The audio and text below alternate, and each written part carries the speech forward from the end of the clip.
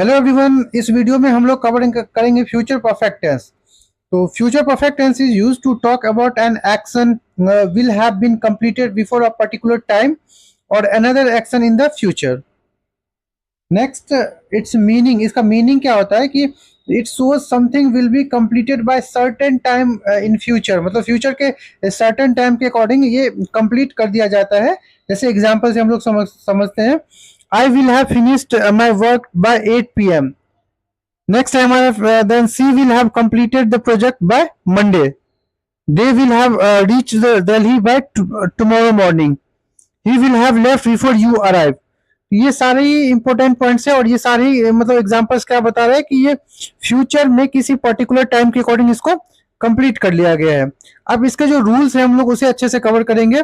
जो affirmative sentence के साथ स्टार्ट होता है, तो अफर्मेटिव सेंटेंस का फॉर्मूला क्या है? Subject plus will have plus verb 3 plus object and last में फुल स्टॉप जरूर लिखना है हमें। इससे एग्जांपल्स है, आई will have finished my work, he will have completed the work, she will have written the letter, we will have reached the station, they will have arrived by 6 p.m.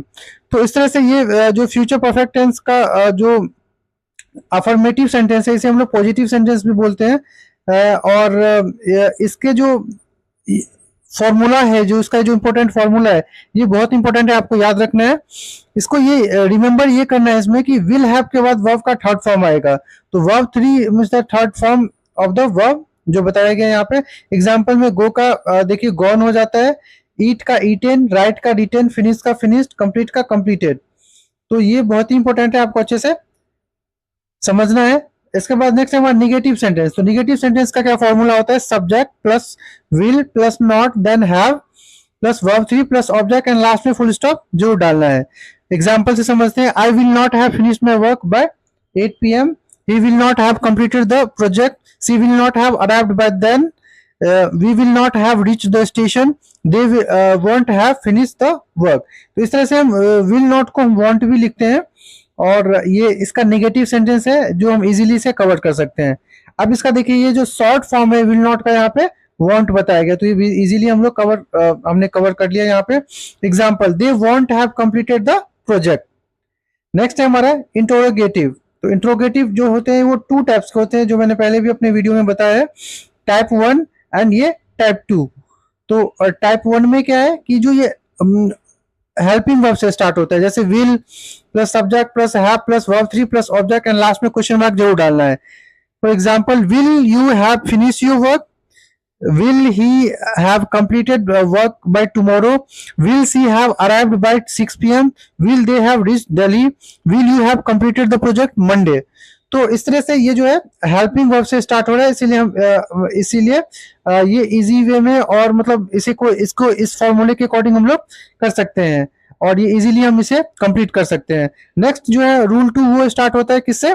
Question word से, या इसको हम WH word भी बोलते हैं या question word भी, आप जैसा आपको अच्छा लगे समझ में आए वैसे बोल सकते हो आप।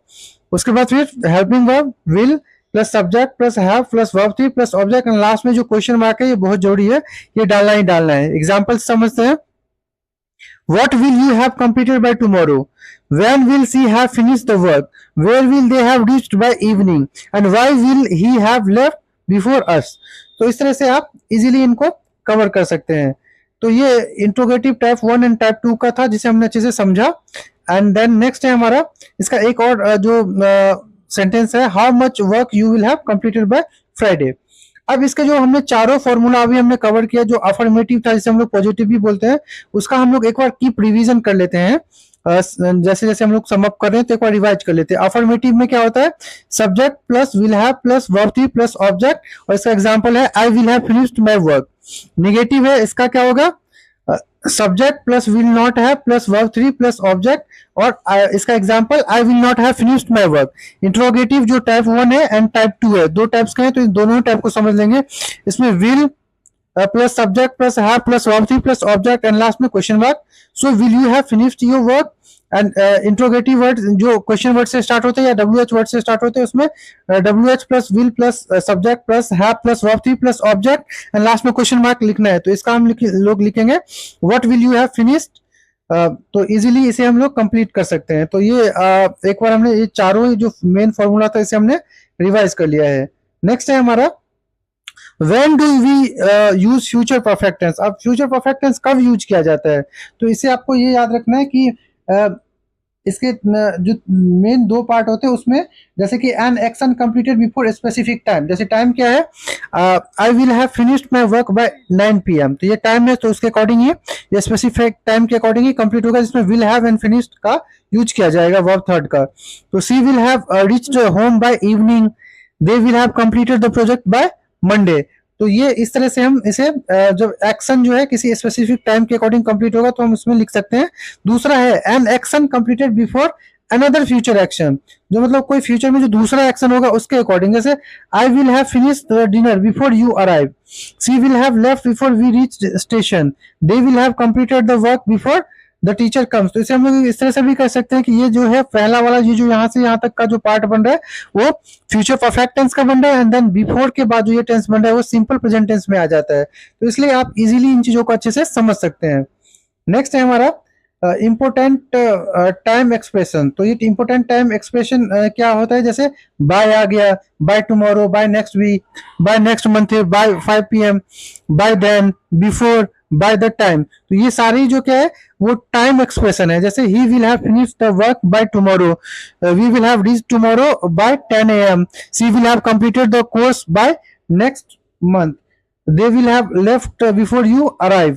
तो इस तरह से इन चीजों को अच्छे से आप कर सकते हैं। जैसे इसके जो रूल्स हैं, इंपॉर्टेंट रूल्स आपको अच्छे से याद करना है, हम लोग यहाँ पे इसे कवर करेंगे इसमें। तो इसका रूल्स ये है कि जैसे आफ्टर विल हैव, जब भी हम विल हैव का यूज करते हैं तो उसके बाद में वर्ब का थर्ड फॉर्म का यूज करना ही करना है। जैसे I will have finished my work, इसे हमने किया तो ये गलत हो जाएगा। I will have finished my work. She will went home, तो ये गलत हो जाएगा। Then she will have gone home. They will have write a letter, तो ये गलत हो जाएगा, इसे लिखना है हमें they will have written letter. ठीक है, तो इस तरह से हमें आपको याद रखना है जो वर्ब के जो फॉर्म है ये बहुत ही इंपॉर्टेंट है। Verb 1 go, went, gone, eat, ate, eaten, write, wrote, written, do, did, done, see, saw, seen, take, took, taken. तो ये जो वर्ब के थर्ड फॉर्म है ये बहुत ही इंपॉर्टेंट है, आपको अच्छे से रिवाइज कर लेना है और इसकी अंडरस्टैंडिंग बना लेनी है। इसका दे रखा है come, came, come, finish, finished, finished, complete, completed, completed. अब इसका जो इजी जो सिंपल ट्रिक है इसको याद रखना है कि सिंपल फ्यूचर टेंस जब भी आएगा तो आपको विल प्लस वर्ब वन का यूज करना है। जैसे I will finish my work. Future continuous जब भी आएगा तो will be plus verb plus ING, जैसे I will be finishing my work. Future perfect जब भी आएगा तो विल हैव के साथ वर्ब 3 का यूज करना है, आई will have finished my work. And one line formula आपको ये याद रखना है कि फ्यूचर परफेक्ट जब भी आएगा तो will plus have plus verb 3 का यूज करना है। तो ये बहुत ही ज्यादा इंपॉर्टेंट और मैंडेटरी होता है। फॉर इसे एग्जांपल से हम लोग एक बार समझ लेते हैं यहाँ पे, she will have completed the project by Monday. तो ये आपको याद रखना है कि after will have always use verb 3। तो इस तरह से हमने फ्यूचर परफेक्ट टेंस को कवर कर लिया है। और इससे पहले भी हमने जो इसका फ्यूचर के जो दो और रूल हैं, यानी कि दो और टेंसेज है, जैसे simple future tense and future continuous, उसे हमने कवर कर लिया है। और प्रेजेंट के चारों हमने कवर कर लिया और पास्ट का चारों कवर कर लिया है। तो जिन बच्चों ने उनको कवर नहीं किया या उन्हें नहीं देखा है आप उसे देख सकते हो, समझ सकते हो।